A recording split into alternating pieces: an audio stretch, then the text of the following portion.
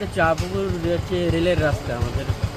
হ্যাঁ এদিক থেকে আসতে হয়, হ্যাঁ। বৃষ্টির সময় আমাদের খুব কষ্ট করে আসতে হয়। এই আচ্ছা। দেখছেন মানুষরা এই রাস্তা দিয়ে বাইক নিয়ে হেঁটে আসার মতোই নেই, নাহলে আমাদের রিক্স নিয়ে পার্টি দিয়ে হেঁটে আসতে হয়।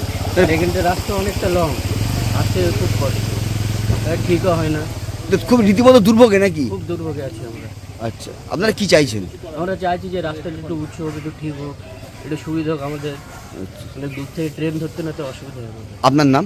মানুষ সাজিত হোসেন।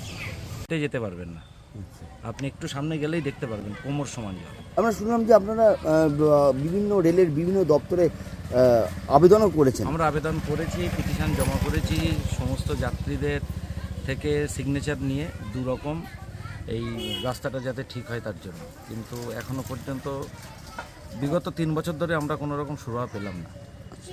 রেলের কাছে আমাদের আবেদন যে ইমিডিয়েট এই রাস্তাকে ঠিক